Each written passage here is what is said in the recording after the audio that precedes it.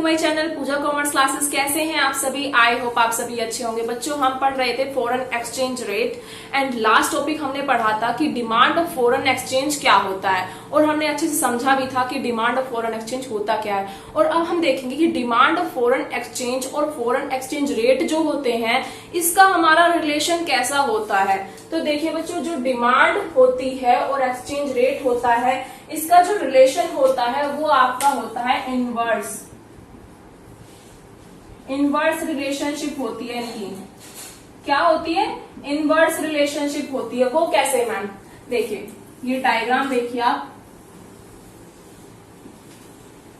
ये क्या आपका एक्स एक्सिस हो जाता है, ये वाई एक्सिस हो जाता है। इसमें इनवर्स रिलेशनशिप का मतलब है कि जैसे जैसे आपकी, मान लीजिए अगर आपके रेट इंक्रीज होंगे तो डिमांड क्या हो जाएगी? डिक्रीज हो जाएगी। तो मान लीजिए पहले आपके रेट यहाँ पे हैं, R1 है, तो आपकी डिमांड है यहाँ पे Q1, ठीक है। अब क्या हुआ? अब आपके रेट डिक्रीज हो गए, आपके रेट यहाँ पे मान लीजिए R2 हो गए, तो जो आपके रेट डिक्रीज होने से क्या होगा? आपकी जो डिमांड है वो बढ़ जाएगी। तो यहाँ पे ये Q2 आ गया। अगर आपने रेट बढ़ा दिया, मान लीजिए आपने यहाँ पे ये R3 कर दिया, अगर आपने यहाँ रेट बढ़ा दिया तो क्या होगा? जो आपकी डिमांड है वो आपकी कम हो जाएगी। तो हम इसको कह सकते हैं कि इनवर्स रिलेशन होता है हमारा एक्सचेंज रेट का एंड हमारा डिमांड फॉर फॉरेन एक्सचेंज का। इसमें क्या होता है, जो हमारे जो प्राइस हैं अगर वो इंक्रीज होंगे, मतलब हमारे रेट जो है अगर वो इंक्रीज होंगे तो हमारी डिमांड कम होगी, और अगर हमारे रेट कम होंगे तो हमारी डिमांड ज्यादा होगी। तो बच्चों आई होप आपको ये समझ में आया होगा। तो ये आपका ग्राफ बन जाता है नॉर्मली। अभी तक हमने पढ़ा था कि डिमांड ऑफ फॉरेन एक्सचेंज क्या होता है, एंड अब हम पढ़ेंगे सप्लाई ऑफ फॉरेन एक्सचेंज क्या होता है। तो सप्लाई ऑफ फॉरेन एक्सचेंज में बच्चों आपको याद रखना है कि नॉर्मली आप ये माइंड में फिक्स कर लीजिए कि जो सप्लाई है फॉरेन एक्सचेंज की वो आपकी डोमेस्टिक कंट्री में होगी।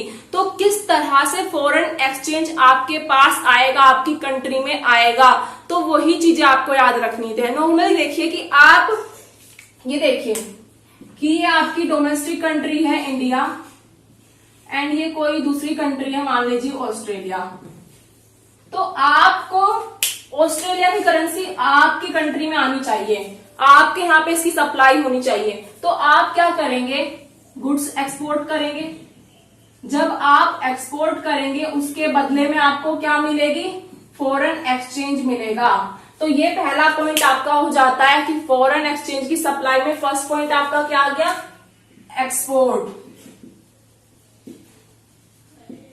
नेक्स्ट बच्चों, मान लीजिए जैसे पहले आप दूसरे देश में जाके इन्वेस्टमेंट कर रहे थे, तो इस तरह से जो फॉरेनर हैं वो भी आपके यहाँ पे आके इन्वेस्टमेंट करेंगे, तो उसके बदले उन्हें क्या देना पड़ेगा? फॉरेन एक्सचेंज देना पड़ेगा। तो इसलिए हम कह सकते हैं नेक्स्ट फॉरेन इन्वेस्टमेंट।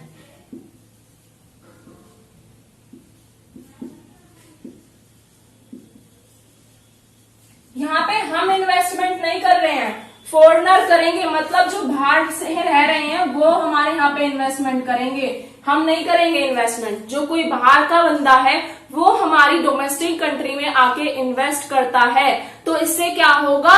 हमारे पास फॉरेन एक्सचेंज आएगा। अगर वो कुछ भी परचेज कर रहा है, कुछ भी मतलब प्रॉपर्टी परचेज कर रहा है, उसके बदले उसे क्या देना पड़ेगा? उसको उसके बदले फॉरेन एक्सचेंज देना पड़ेगा। तो इसलिए हमारा सेकंड पॉइंट हो जाता है फॉरेनर इन्वेस्टमेंट। नेक्स्ट आता है बच्चों, ये तो हो गए दो पॉइंट आपके एक्सपोर्ट के थ्रू आपको मिल रहा है या इन्वेस्टमेंट के थ्रू आपको मिल रहा है। इससे हमारा डायरेक्ट परचेज। वो कैसे मैम?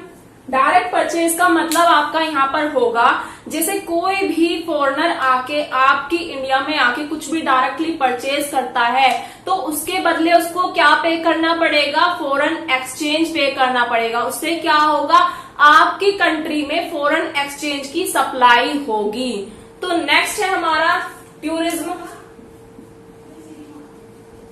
टूरिज्म में बच्चों सेम ऐसा ही कुछ मान लीजिए कि नॉर्मली फॉरेनर हमारी कंट्री में आते हैं घूमने के लिए, टूर पे हमारे ताजमहल को देखने, ये सब चीजें देखने के लिए आते हैं। तो क्या होता है, खर्चा तो होगा। अब कुछ भी उन्हें परचेज करना है, कुछ भी उनको खरीदना है, तो उसके बदले में उनको एक्सचेंज करना पड़ेगा, मतलब फॉरेन एक्सचेंज रेट देना पड़ेगा। तो इसके बदले में वो फॉरेन एक्सचेंज देंगे तो इससे क्या होगा, हमारी कंट्री में फॉरेन एक्सचेंज की सप्लाई होगी। नेक्स्ट है बच्चों यूनिलेटरल ट्रांसफर। कंफ्यूज नहीं होना है कि मैम यही सब पॉइंट तो हमने डिमांड में पढ़े थे, ऐसा कुछ नहीं है। डिमांड में जो आप पढ़ रहे थे वो डिफरेंट था, और यहाँ पे आपको सिंपल याद रखना है कि सभी आपकी कंट्री में आके पे कर रहे हैं, मतलब आपको पे मिल रहा है। तो अब यहाँ पे जो आपका यूनिलेटरल ट्रांसफर है, इसमें क्या है कि कोई भी आपकी इंडिया में रह रहे हैं, मतलब मान लो रहे तो वो अमेरिका में रहे हैं, उनकी फैमिली जो है वो कहाँ रह रही है, वो इंडिया में रह रही है। तो इसके बदले में क्या होगा, वो यहाँ पे उन्हें पैसा देंगे, मतलब कुछ भी देंगे, गिफ्ट्स वगैरह कुछ भी, तो वो किस फॉर्म में देंगे, फॉरेन एक्सचेंज में देंगे। तो इसे क्या कहा जाएगा, यूनिलेटरल ट्रांसफर।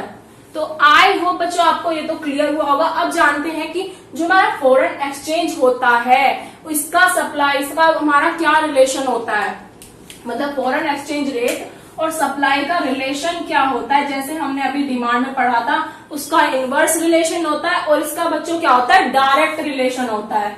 क्या होता है, डायरेक्ट रिलेशन। वो कैसे मैम, देखिए ये आपका एक्स एक्सिस है एंड ये आपका वाई एक्सिस है। ये मान लीजिए आपके रेट हैं, ये आपकी सप्लाई है, ठीक है। अब मान लीजिए अगर आपके रेट इंक्रीज होंगे तो आपकी सप्लाई भी बढ़ेगी, अगर आपके रेट कम होंगे तो आपकी सप्लाई भी कम होगी। तो इसको कहा जाता है डायरेक्ट रिलेशन। तो बच्चों आई होप आपको सप्लाई ऑफ फॉरेन एक्सचेंज समझ में आया होगा।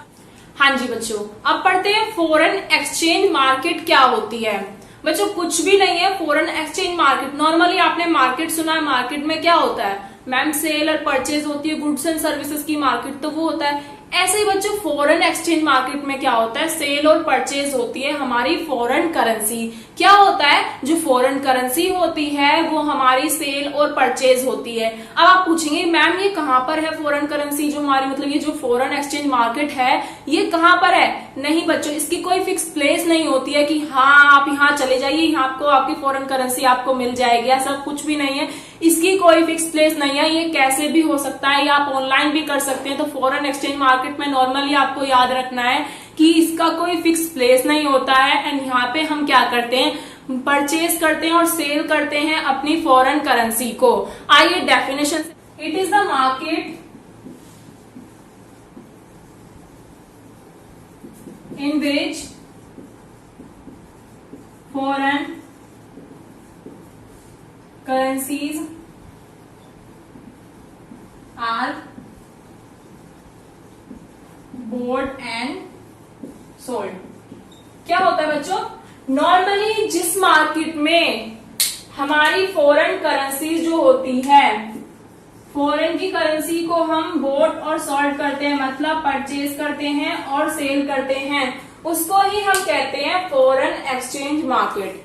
अब बच्चों आपकी फॉरेन एक्सचेंज मार्केट भी कुछ दो तरह की होती है, वो समझते हैं। हाँ जी बच्चों देखिए, एक होती है आपकी स्पॉट मार्केट और एक होती है आपकी फॉरवर्ड मार्केट। स्पॉट मार्केट क्या होती है वो जानते हैं पहले। स्पॉट मार्केट आपकी वो मार्केट होती है जहां पे आप जो भी ट्रांजैक्शन कर रहे हैं, जो भी डील कर रहे हैं, वो डेली बेसिस पे करते हैं। यहाँ पे आपका कोई ये नहीं है कि आप फ्यूचर में करेंगे, आप पास्ट में करें, ऐसा कुछ भी नहीं है। नॉर्मली क्या है कि आप जो भी ट्रांजैक्शन करते हैं, जो भी आप ट्रांजैक्शन करते हैं वो आप डेली बेसिस पे करते हैं, तो उसको हम कहते हैं अपना स्पॉट मार्केट। नेक्स्ट आता है बच्चों फॉरवर्ड मार्केट। क्या होता है, फॉरवर्ड मार्केट होती है जहां पर आप डील तो आज कर रहे हैं, जो डील कर रहे हैं कुछ भी वो तो आप आज कर रहे हैं, बट जो भी होगा ट्रांजैक्शन जो होगी आपकी वो होगी आपकी फ्यूचर में। कब होगी, जो भी ट्रांजैक्शन होगी वो आपकी फ्यूचर में होगी। आपने आज डील कर ली है, बट कुछ भी जो भी ट्रांजैक्शन होगी उसके लिए एक डेट फिक्स कर दी है कि इस डेट को हम ट्रांजैक्शन करेंगे। तो बच्चों इससे क्या होता है, कभी कभी लॉस हो जाता है कि मान लीजिए आपने आज के रेट में कुछ परचेज करने के लिए सोच लिया है, बट मान लीजिए इन फ्यूचर में उसका रेट कम और ज्यादा भी हो सकता है, बट आपको परचेज उसी रेट पे करना पड़ेगा जिस रेट पे आपने फिक्स करा है। तो ये दो तरह की मार्केट हमारी होती है, foreign exchange market. I hope बच्चों आपको क्लियर हुआ होगा। नेक्स्ट देखते हैं function of foreign exchange market क्या होता है। हाँ जी, देखते हैं, ये है हमारे function of foreign exchange. Function क्या है हमारे फॉरेन एक्सचेंज के? तो सबसे पहला फंक्शन हमारा होता है ट्रांसफर फंक्शन। ट्रांसफर फंक्शन में क्या होता है कि जो परचेजिंग पावर होती है वो हम ट्रांसफर कर देते हैं किसी और को। वो कैसे मैम? देखिए, मान लीजिए आपके पास 100 रुपीज है एंड आप शॉप पे जाते हैं और आप परचेज करके ले आते हैं, कुछ भी परचेज करके ले आए आप, तो आप क्या करेंगे, ये जो 100 रुपए हैं ये आप शॉपकीपर को दे देंगे। तो क्या होगा, जो ये 100 रुपीज की परचेजिंग पावर है ये किसके पास चली जाएगी? ये आपके शॉपकीपर के पास चली जाएगी। तो इसलिए ही कहा जाता है ट्रांसफर फंक्शन की, मतलब जो परचेजिंग पावर होती है वो हम किसी और को ट्रांसफर कर देते हैं, तो उसको कहा जाता है हमारा ट्रांसफर फंक्शन। नेक्स्ट आता है बच्चों क्रेडिट फंक्शन। क्रेडिट का मतलब तो आप सभी जानते होंगे कि नॉर्मली उधार पे हम कुछ कर रहे हैं तो इसे कहते हैं क्रेडिट फंक्शन। इसमें हम बिल ऑफ एक्सचेंज का यूज करते हैं कि 3 मंथ्स का जो भी हमने पढ़ा है 11th क्लास में, तो उसको हम करेंगे। तो क्रेडिट फंक्शन में हम उधार पे जो भी कर रहे हैं, ट्रांजेक्शन कर रहे हैं, उस तरह से हम कहेंगे क्रेडिट फंक्शन। नेक्स्ट बच्चों आता है हेजिंग फंक्शन। इसमें क्या होता है, इसमें सेम आपका जो आपने फॉरवर्ड मार्केट पढ़ा है सेम वही होता है। फॉरवर्ड मार्केट में जो आपको पढ़ाया है कि डील आप आज करेंगे और जो भी ट्रांजैक्शन होगी वो आप इन फ्यूचर में किसी डेट को फिक्स कर लेंगे कि उस डेट पे आप ट्रांजैक्शन करेंगे, वो ही आपका होता है हेजिंग फंक्शन में। आई होप बच्चों आपको समझ में आया होगा आज का lecture.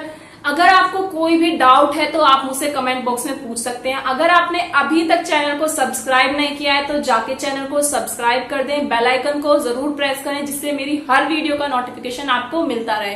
Thank you so much.